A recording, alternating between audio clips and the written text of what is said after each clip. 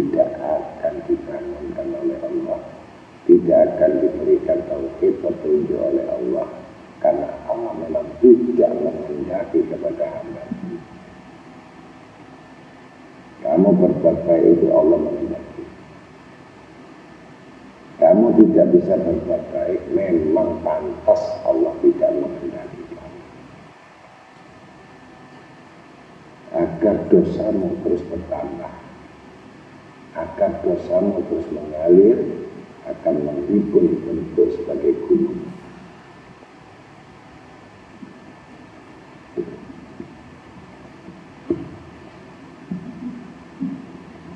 Yang tidak disadari bagaimana hal-hal itu yang ada sifat keburukan dalam hati.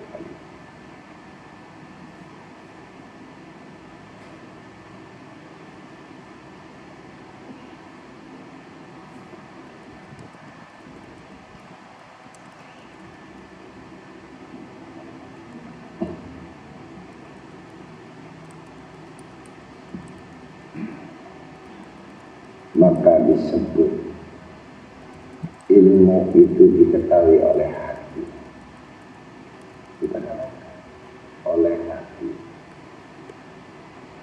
Agama diketahui dengan akal, tapi kalau ilmu diketahui dengan hati. Dalil akal untuk memasuki ilmu hati, maka timbullah perselisihan akal-akalan. Akal-akalan ini pinter ini.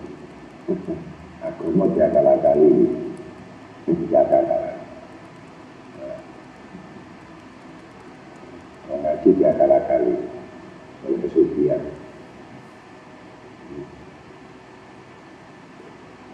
Akal-akalan.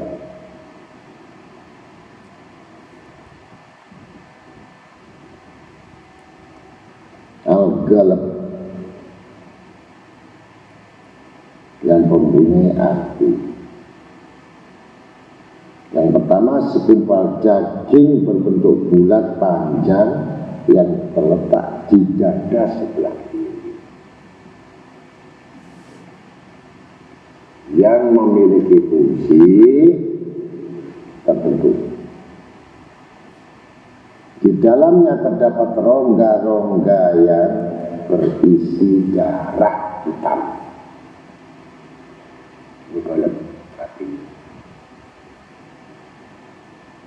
Ini adalah sumber roh atau disebut nyawa.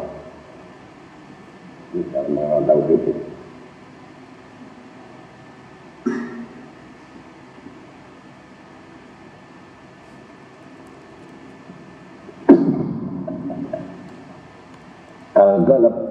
atau jantung ini dalam istilah kedokteran lebih dikenal dengan nama hati. Merupakan pusat sirkulasi darah ke seluruh tubuh manusia. Tapi kami di sini tidak akan membahas tentang bentuk dan perihal qalb seperti ini, karena itu membahas kedokteran. Karena itu masuk wilayah disiplin ilmu kedokteran atau anatomi.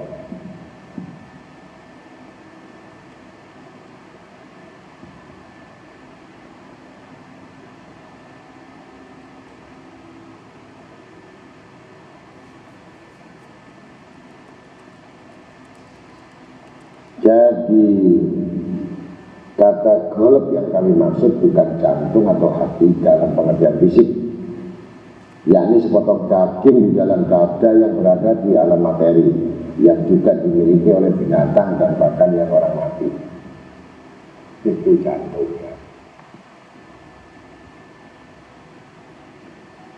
Qalb dalam makna jiwa yaitu sesuatu yang halus, latifah,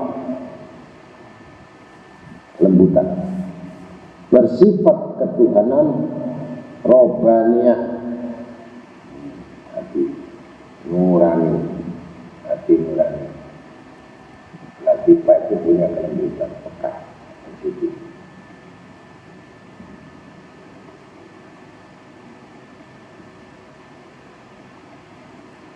Dan rohaniyah itu tidak berbentuk, yang berkaitan dengan hati secara fisik tadi. Kalau hati secara fisik tadi jantung atau hati yang kelihatan darah hitam, tapi rohaninya tidak kelihatan. Seperti orang ini baik atau buruk kelihatan nggak? Nggak kelihatan, kelihatan diam, tapi buruk aslinya. Kelihatannya orang baik, tapi buruk. Kamu tahu dari mana? Kelihatannya bagus dia, tapi jelek. Itu sholatnya bagus, tapi jelek.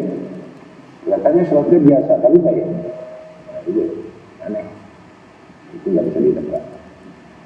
Kalau tidak memiliki sifat lataif, latifah, al-latif, lembut, halus, lebih halus dari tepung, lebih halus dari air, lebih halus dari angin. Al-latif, sifat lembut.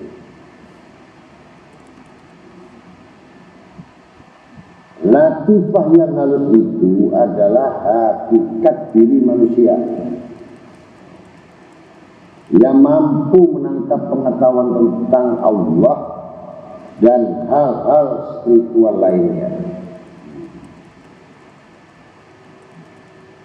Kalau kamu gunakan cuma emosional, spiritual, tidak ada spiritual, tidak ada.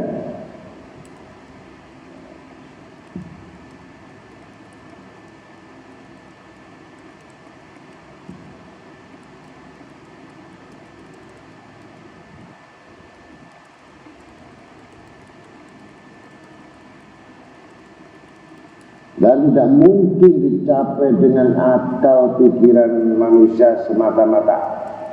Tidak bisa.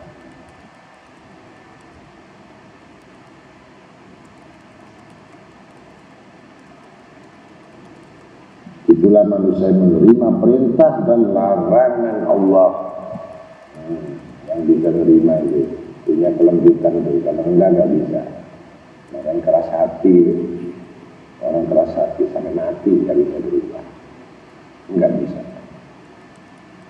karena sudah segumpal iblis di dalamnya yang sarah, enggak bisa hilang.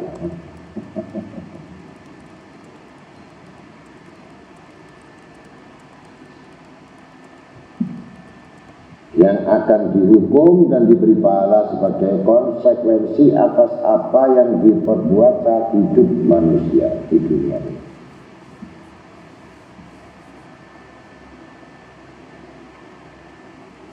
Hati dalam pengertian yang kedua, jiwa tetap berhubungan dengan hati secara fisik. Namun untuk mengetahui letak hubungan itu bukan hal mudah bagi kebanyakan orang awam.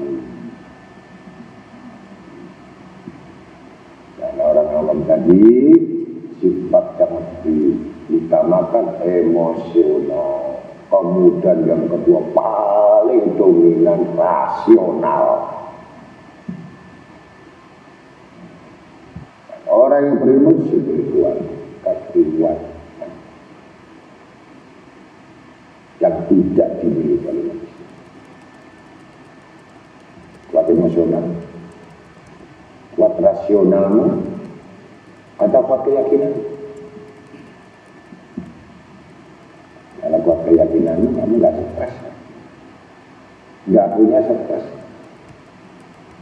Kalau kuat rasionalmu, akan dihinakan oleh Allah dunia dan akhirat.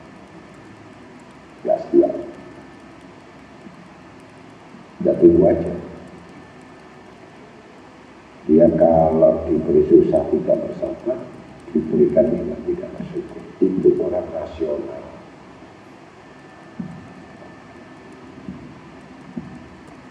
Padahal sabar dan syukur, as-sabur as-sakur milik Allah.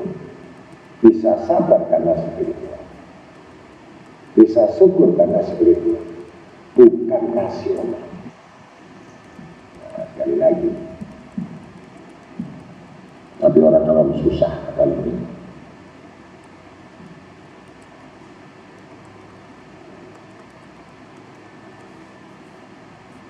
Maka seperti hubungan, perumpamaannya suatu alat mesin yang disifati. Mesin dengan orang-orang yang menggunakan mesin itu, atau antara rumah dengan penghuninya, sama atau tidak?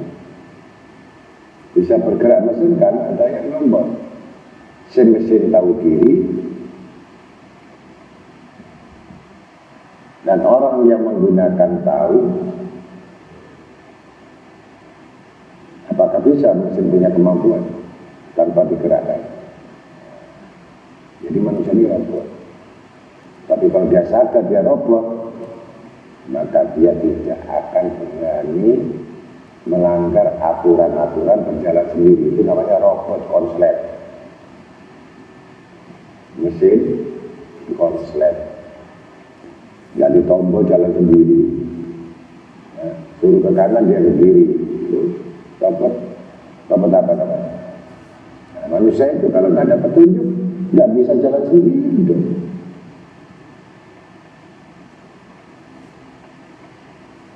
Maka hati-hati mengupas masalah ini karena dua alasan. Pertama karena hati atau qalb. Dalam pengertian kedua ini terkait erat dengan ilmu ketuhanan. Ilmu spiritual. Yang didapati semata-mata itu dengan ilham Allah Ta'ala, bukan rasional. Kalau kamu sekarang, kamu berusaha masuk kepada rasional kamu agar kamu mengetahui, ditambahkan lagi emosional kamu untuk mendapatkan ilmu spiritual. Padahal itu ilham.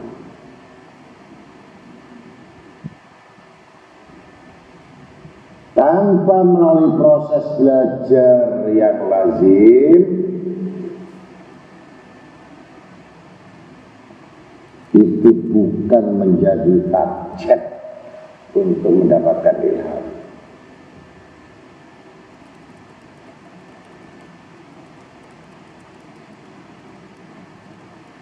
Karena bentuknya antara ilmu akhirat itu disebut ilmu mukasyafah, yang disebut ilmu dunia ini pengetahuan ilmu muamalah, ilmu yang didapat secara lazim dan alami muamalah. Mukasyafah tauhid, petunjuk dan ilham. Apakah sama?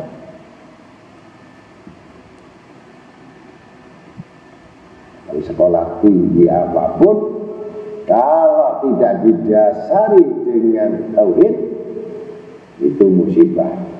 Pandai dalam urusan dunia, bodoh dalam urusan akhirat, ini musibah.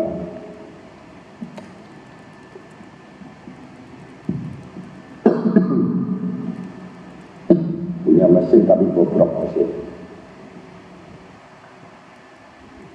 rusak, tapi nggak jalan. Disebut manusia tapi konslet.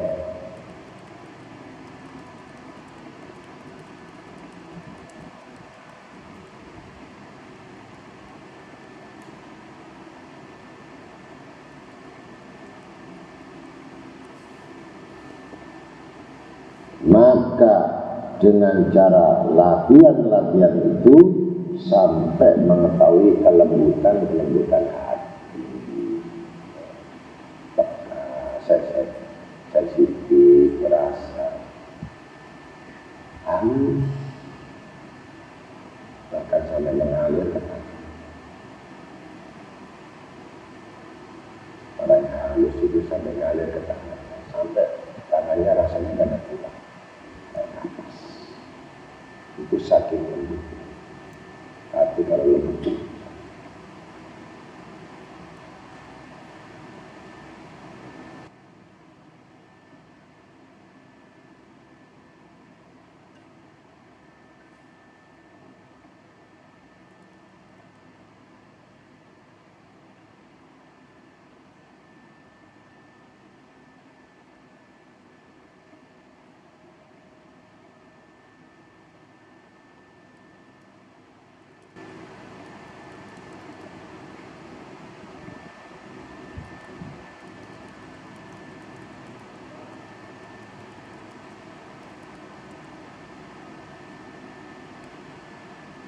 Maka disebutkan dalam hadis riwayat, kebanyakan penduduk surga adalah orang-orang yang bodoh, bukan orang pintar. Orang pintar itu rasional. Kalau orang bodoh itu tak, bukan rasional.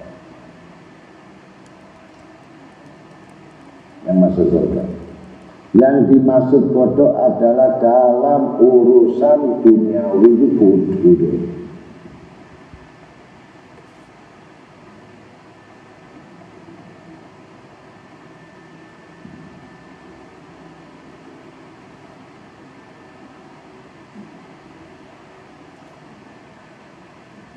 Jangan kamu dipalingkan oleh orang-orang yang pandai dalam ilmu-ilmu yang lain. Maka janganlah kamu terpedaya oleh sikap ingkar mereka itu, sebab mustahil orang yang berjalan ke timur akan memperoleh apa yang ada di barat. Di orang yang mengejar dunia itu ke timur, sedangkan akhirat itu ke barat. Ketemu nggak kira-kira? Tidak ketemu. Oh pintar. Tapi bikin balik ingin ngaji untuk ke barat bisa. Oh caranya lebih. Tapi tidak disebut orang ahli dunia. Kalau orang dunia tadi dia dapat untuk beli akhirat. Yang bahaya menuju ke barat kelihatan akhirat, tapi untuk mencari dunia pada kepingin itu bahaya. Kejarlah dunia untuk beli akhirat. Jangan beli akhirat untuk beli dunia. Kualik-kualik kaki. Konslet.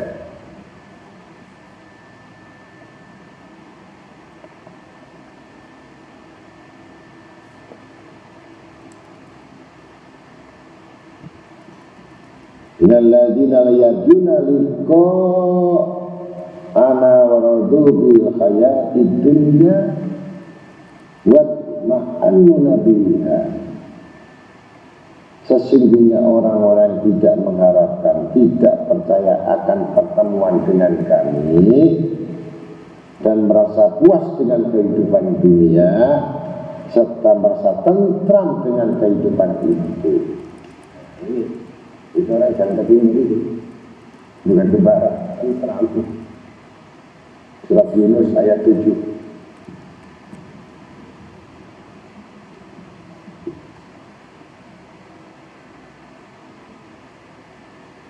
Ya'lamuna dhahiran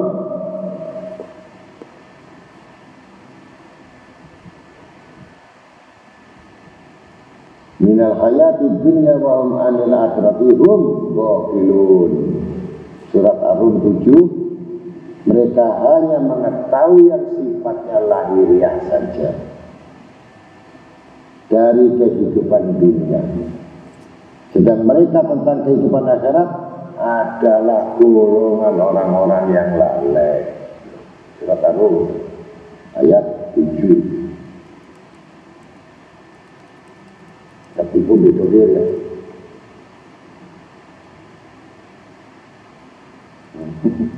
Golongan lalai atau tidak?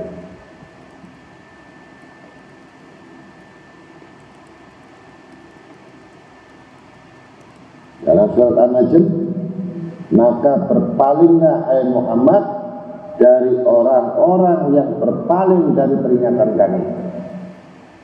Itu perpalingan. Dan tidak mengingini kecuali kehidupan duniawi.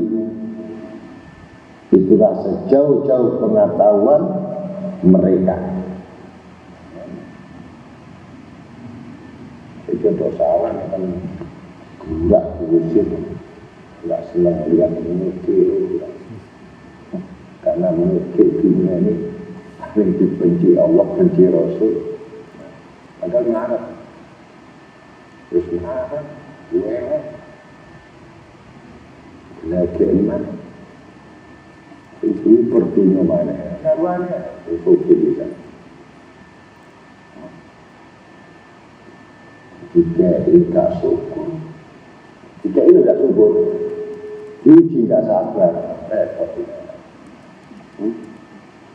Mati enggak,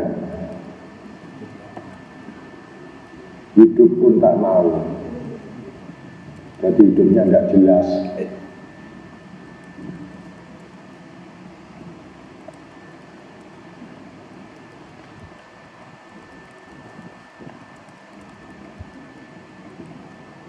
Oleh karena itu menghimpun antara kesempurnaan penglihatan mata hati dalam semua kepentingan duniawi dan agama tidaklah mudah kecuali bagi orang-orang yang telah dimantapkan oleh Allah SWT untuk mengatur manusia dalam kehidupan dunia dan akhirat. Mantap. Mereka adalah para nabi yang dibantu oleh kekuatan ilahiyah hingga mampu menguasai banyak urusan baik duniawi maupun ukhrawi. Sementara hati kebanyakan orang bila berpegang pada urusan duniawi niscaya akan terlepas akhiratnya. Urusan akhiratnya balik kucing, boleh kucing gak ketemu balik. Itu susahnya. Enak lali, gak enak yo lali ya ini.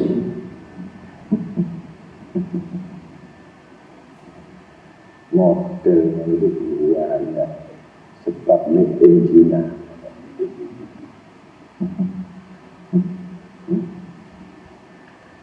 Suka makan sume. Tapi masalah sume, tapi masalah senyumnya senyum babi.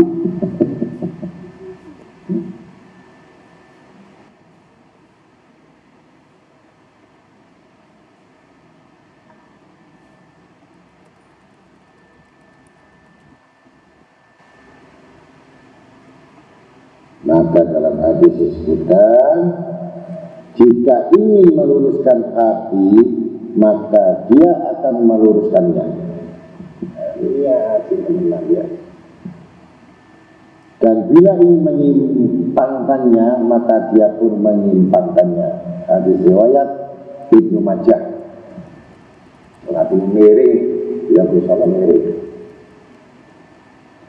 Kalau kamu kenceng, Allah ya kenceng juga.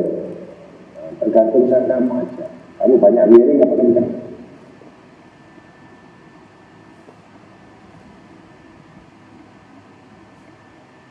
Perumpamaan hati itu seperti seekor burung pipit yang bolak-balik setiap saat.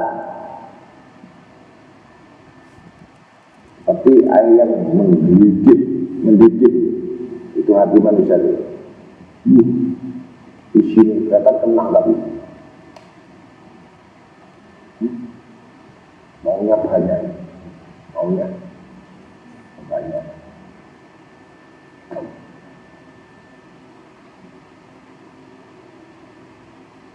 Perumpamaan hati itu seperti sebuah wali yang dalam keadaan bergelegak, menggelegak.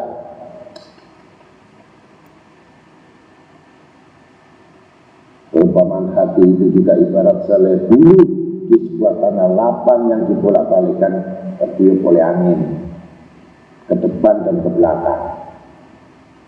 Itu hati, tidak pernah tetap, goncang terus, ya, rusak, goncang, bunga, goncang itu, bos, goncang terus. Hati.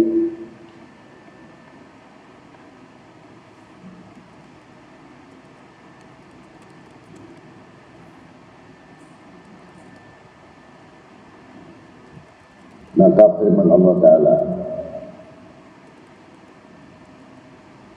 fa'ama man a'ta wattaqa wa sadaqa bil husna fayansharuhu liyusra. Adapun orang-orang yang memberikan hartanya di jalan Allah, sedekah dan bertakwa dan membenarkan adanya pahala yang terbaik, ada surga, maka kami kelak akan menyiapkan baginya jalan-jalan yang mudah. Surat Al-Lail 5-7. Inilah hati yang memperoleh pancaran sinar pelita ilahi, sehingga bisa melihat jelas dengan kemunafikan, kemusyrikan yang lebih tersembunyi dari seekor semut hitam yang melata dalam kegelapan malam. Dengan cahaya ini tidak ada satupun yang tersembunyi dari godaan setan pun tidak mempan. Dengan sedekah setan kan mempan. Jadi dengan sedekah lalu jalur bisa sedekah, menjalur dengan sedekah.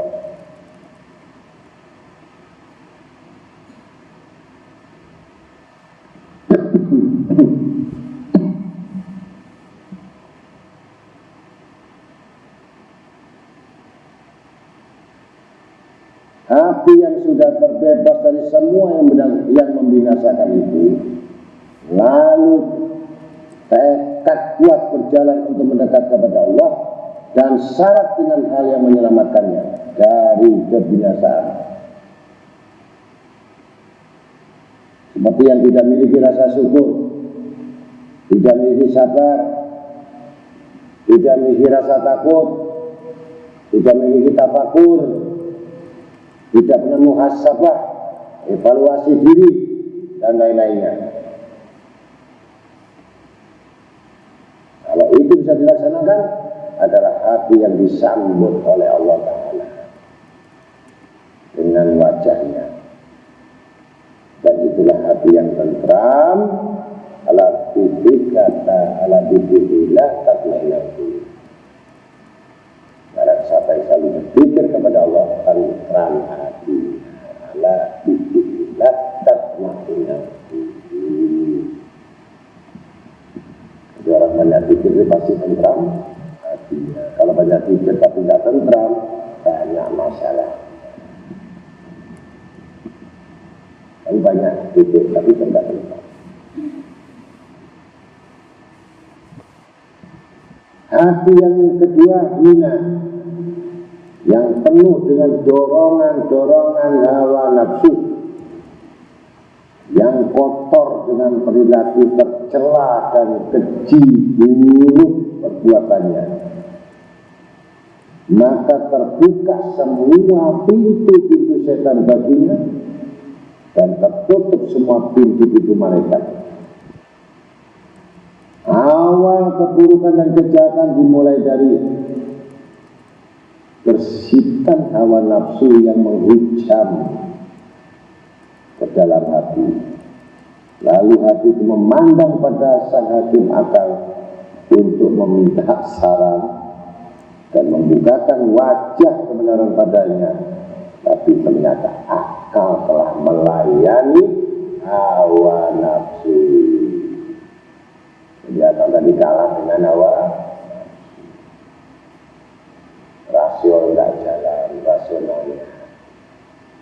Hawa nafsu yang menerjang, keinginan kuat, petunjuk tidak ada, maka tenggelam.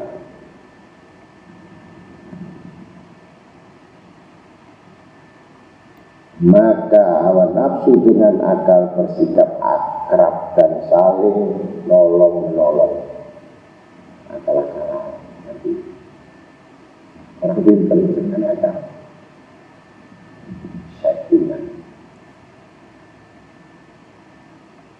Selanjutnya hawa nafsu berkuasa dan menolong akal sehingga terbukalah dada menerima hawa nafsu dan berkembanglah padanya kegelapan.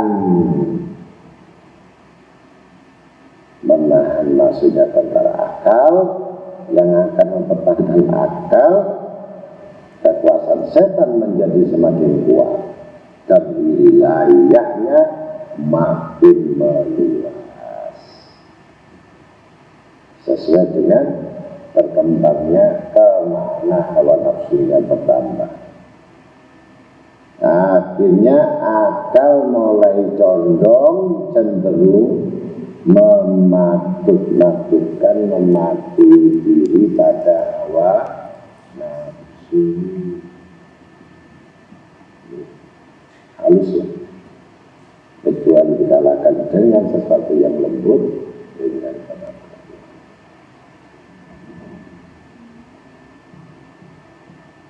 Itulah kerasnya belakang nafsu syahwat terhadap hati, yang menjadikan hati tidak berdaya untuk mengetahui dan melihat juru nasihat. Maka dialah golongan orang yang buta dan tuli, pada tidak buta, pada tidak tuli, tapi dikuasai hati dan dengan nafsu, maka hilang akal. Jadi yang fungsinya bekerja cuma nafsu, tidak menerima apa yang menimpa, tidak menerima apa yang terjadi, tidak menerima apa, tidak mau menerima dia. Karena nafsunya melawan Allah, melawan Rasul, melawan malaikat, melawan kodok. Luar biasa manusia. Saking kerasnya, maka nafsu pun berkobar-kobar di hatinya. Setan pun berkuasa penuh kepadanya, dan seluruh anggota badan bergerak seiring dengan hawa nafsu. Maka timbullah perbuatan-perbuatan yang maksiat dengan kodok dan kodar dari Allah, ketentuan dari Allah. Kalau sudah dibungkus oleh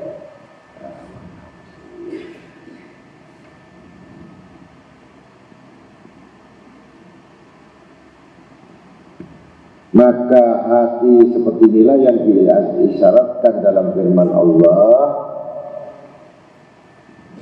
dalam surat Al-Furqan ayat 43 sampai 44. Sudahkah engkau Muhammad melihat orang-orang yang menjadikan hawa nafsunya sebagai Tuhannya? Apakah engkau akan menjadi pelindungnya? Apakah engkau mengira bahwa kebanyakan mereka itu mendengar atau memahami?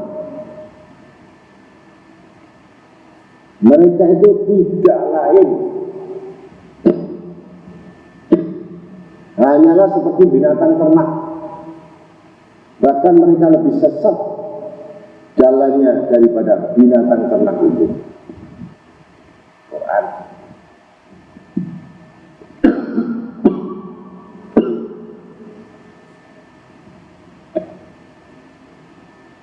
Laqad haqqal qawlu ala aktsarihim fahum la yu'minun. Surat Yasin ayat 7. Sesungguhnya telah pasti berlalu perkataan ketentuan Allah terhadap kebanyakan mereka, karena mereka sudah tidak beriman.